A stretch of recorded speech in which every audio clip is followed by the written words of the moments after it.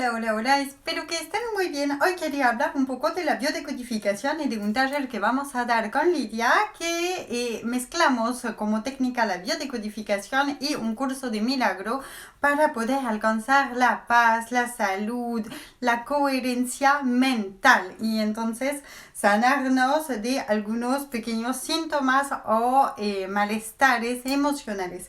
Entonces, la biodecodificación, ¿qué es? La biodecodificación viene de descodificar lo biológico.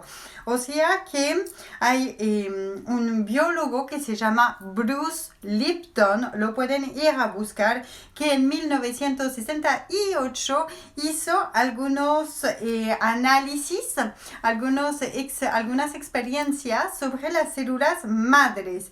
Y él que descubrió que estas células, ¿no? Su trabajo era en aquel momento clonar las células madres. ¿Y qué descubrió? Descubrió que la reacción de estas células madres respondían a los estímulos externos. O sea que según el ambiente, según el territorio, es cómo se va modificando justamente las células. O sea que según la teoría de la evolución, ¿no? De Darwin, por ejemplo, la función de nuestras células y de nuestro cuerpo es adaptarnos para sobrevivir, ¿ok? Entonces, ¿qué pasa? Lógicamente, durante nuestra niñez, desde los 0 hasta los 7 años, vamos a vivir experiencia, vamos a observar cómo se comportan nuestros padres y vamos a integrar toda esa información.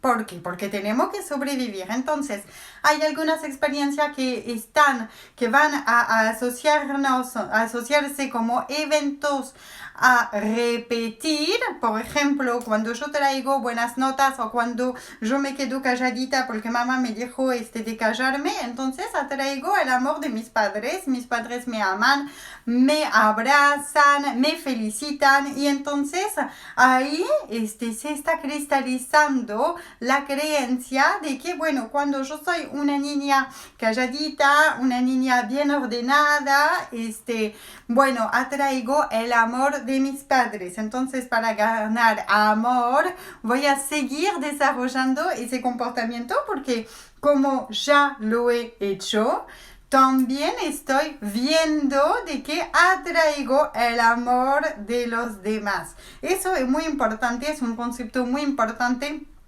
para poder entender las creencias, ¿no? Y hay otras experiencias que van a ser para evitar, ¿tá? Por ejemplo, cuando mis padres me dicen no llores, no patees, no te expreses, voy a aprender a retener y a no expresar mis emociones y mis sentimientos. Ahora, ¿qué pasa? El cerebro, vemos que el cerebro está dividido en tres. Los que hacen las terapias conmigo ya lo saben, lo vemos un poco más en profundidad. Entonces, tenemos el primer cerebro, que es el cerebro reptiliano, después el cerebro límbico y al final el neocórtex. Estos dos primeros cerebros, el reptiliano y el límbico, componen nuestro inconsciente y están para nuestra supervivencia. O sea que ahí se van a cristalizar las creencias que hemos visto, vivido, escuchado durante nuestra niñez. Por eso que es tan difícil en realidad cambiar nuestra percepción porque está muy vinculada con nuestro pasado. Por eso que los psicólogos escuchan muchos y preguntan mucho sobre el pasado de la persona. Ahora nosotros, ¿qué pasa? Vemos el tiempo como si fuese lineal cuando en realidad el tiempo es mucho más redondito. O sea que mi presente se ve afectado por mi pasado. Y si no cambio mi percepción en mi presente, se va a ver afectado mi futuro. O sea, por eso que nosotros repetimos una y otra vez los mismos errores o atropellamos con la misma piedra, como se dice de manera común. El cuerpo es inteligente y las intenciones de nuestras células tienen una intención positiva. ¿ok? Entonces es entender cuál es el conflicto emocional para poder superar. Cuando nosotros tomamos conciencia, cuando nosotros observamos, ¿qué es tomar conciencia? Es observar. Entonces, bueno, es como tomar distancia hacia nosotros mismos y observarnos, o observar nuestro pasado, porque obviamente que a los 5 años yo no tengo el discernimiento para decir a mi padre o a mi madre, mira que es totalmente absurdo eso. No, para nada.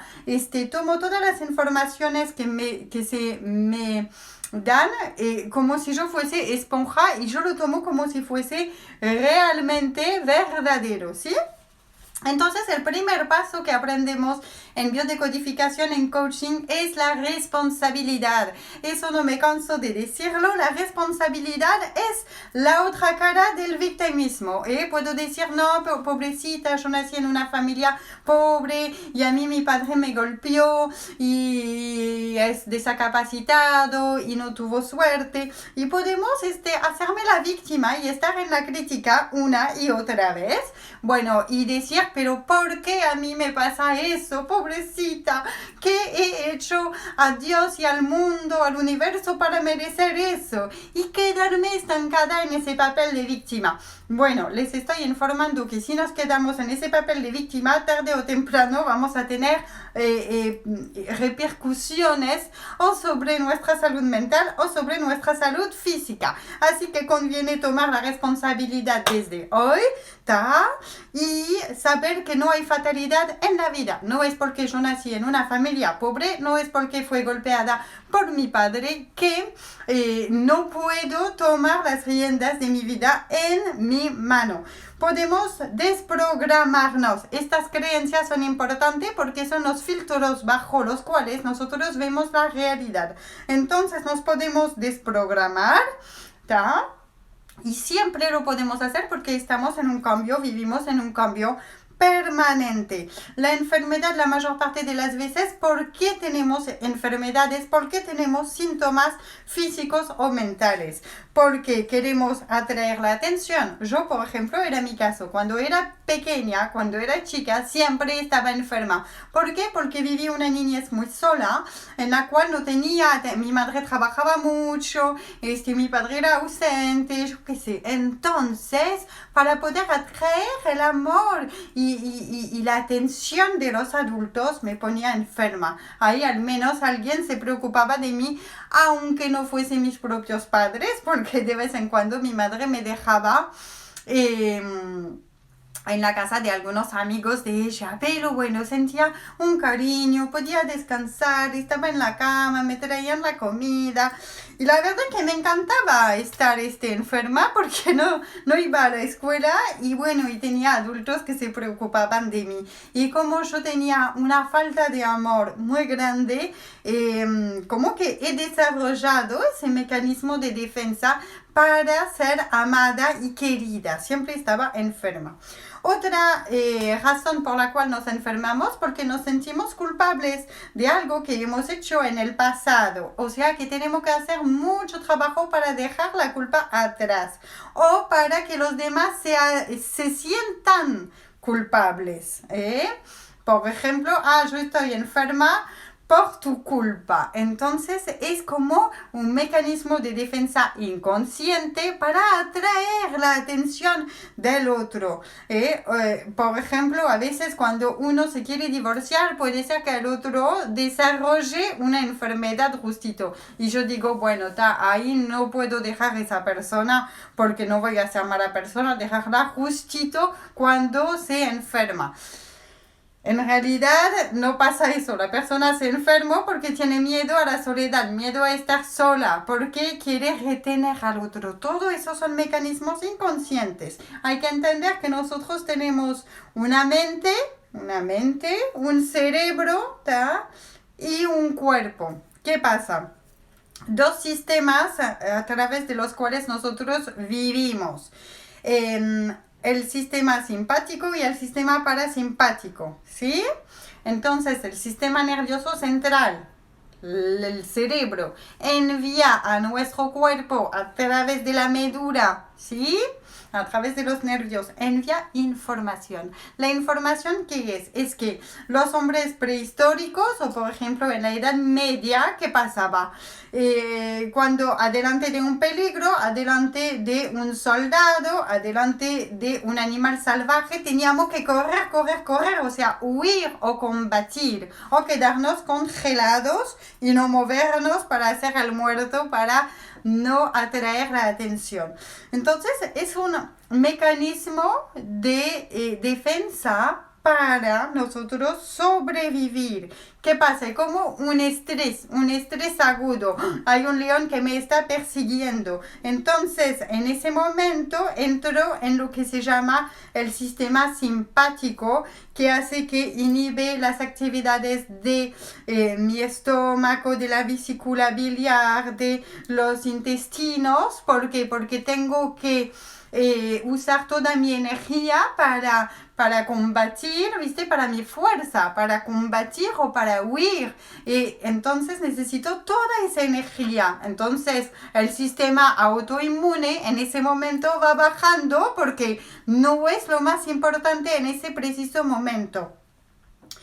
Y después se activa el sistema parasimpático, que justamente ahí donde entramos en relajación, ahí donde tenemos una buena digestión, donde podemos estar en la calma, donde podemos reproducirnos, ¿no? La gente que falta de apetito sexual, por ejemplo, es que generalmente está demasiado estresados. Entonces, claro, esa función que es función de reproducción no es primaria, porque cuando yo estoy al frente a un león, bueno, simplemente no estoy pensando en seducir un hombre para tener una cría, un cachorro, ¿no? Para el inconsciente siempre es igual, somos como animales. Entonces, entender nuestra propia responsabilidad, entender también la proyección, que lo que me molesta del otro o lo que yo veo en mi propia realidad es una proyección de quién soy, de cómo me veo y de lo que yo quiero hacer. Por ejemplo, cuando critico el comportamiento de una persona, es que yo quisiera hacer lo mismo que esa persona, o yo estoy haciendo lo mismo pero me siento culpable por hacerlo. Entonces de repente le echo la culpa, etcétera, etcétera. Bueno, conócete a ti mismo. Desde Sócrates, Platón, o sea, un montón de personas, Spinoza, que a mí me encanta ese filósofo. Entonces, bueno, es realmente entendernos mejor, entendernos como seres holísticos, que nosotros somos parte del todo, que nosotros tenemos una biología que está respondiendo ante estímulos externos, y como en nuestra propia sociedad estamos siempre alertos, ¿no? Porque recibimos en WhatsApp, recibimos Instagram, prendemos la tele y tenemos coronavirus y y el otro, y entonces siempre tenemos un montón de informaciones y nosotros estamos en un estrés constante. El sistema simpático es el vector del estrés. Tenemos un estrés. Ahora está súper bien porque el estrés nos permite a veces crear, impulsarnos para hacer cosas buenas, nos permite tener motivaciones, pero el hecho de quedarnos en una situación de estrés, o sea, simplemente nuestro cuerpo humano no está hecho para eso. En la naturaleza no podemos estar siempre en una situación de estrés porque no sabemos cómo nos vamos a alimentar, etcétera. Hay estrés y después bajamos el nivel de estrés y podemos descansar.